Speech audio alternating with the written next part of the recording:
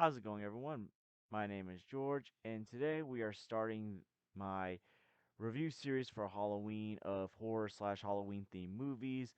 I hope to try to get at least one of these movies reviewed per week, maybe multiple more. I have quite a few planned out for this month.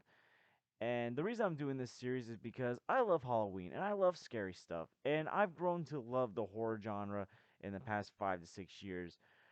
In my younger days, it was a genre that I wasn't watching at the time, although I did like scary stuff. I would watch scary stuff on YouTube, scary cartoons like Courage the Cowardly Dog, Grim Adventures of Billy and Mandy, and Scooby Doo.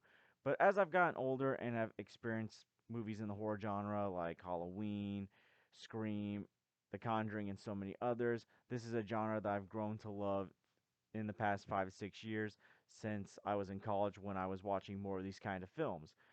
So one of the films I'm gonna be reviewing to start off this series is The Evil Dead, the original, directed by Sam Raimi, who is known for directing the Spider-Man trilogy from the 2000s, as well as more recently Doctor Strange in the Multiverse of Madness.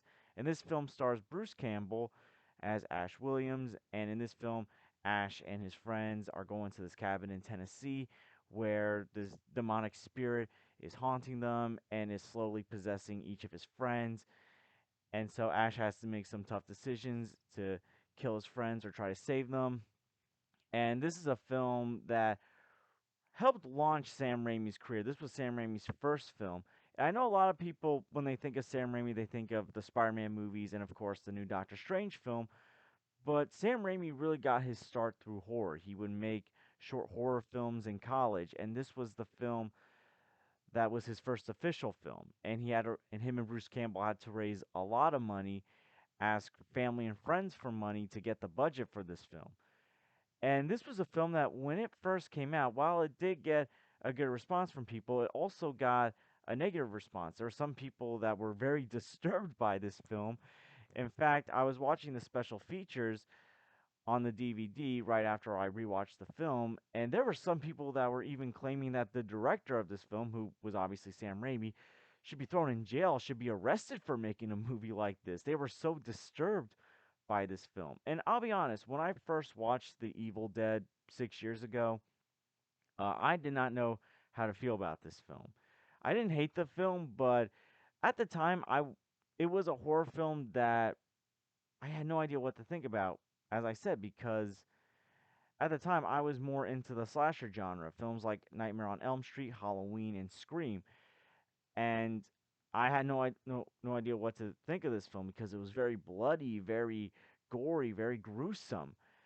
And certain scenes, even today, still freak me out. For example, the scene where, someone's getting their ankle stabbed by a pencil still disturbs me to this day. And I've seen many slasher films, films like Scream and Halloween. The kills in those films do not freak me out, while just a simple stab with a pencil in the ankle still freaks me out. Like, Sam Raimi really knew how to freak people out with this film.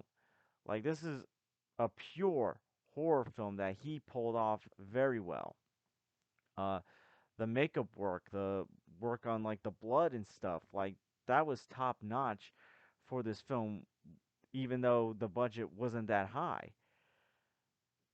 And again, this is a film that's like congested into this cabin, and it's really just like Bruce Campbell and some of Sam Raimi's other friends who really didn't go into acting after this. And maybe part of that was due to the fact that the filming experience had its problems. There were some difficulties. The living conditions weren't all that good.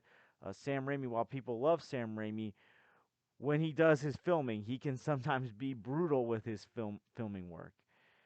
And at the filming went on longer than it was supposed to, and most of the actors were only contractually obligated for the 6 weeks instead of what turned out to be the 12 weeks.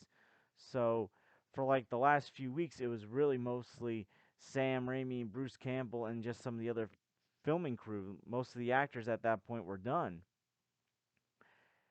And really, with The Evil Dead, it's clearly a passion project for Sam Raimi. It was definitely a film that, like, despite its difficulties, really showed a different side of the horror genre. Now Bruce Campbell's the main star of this film, and Bruce Campbell does a great job of what he's given. Um, the other stars, like I said, they never really got into acting. They were fine for what they went through, but it's not really all that great acting from them. And even the producers in the special features even said like the acting wasn't going to be all that great. The dialogue wasn't going to be all that great.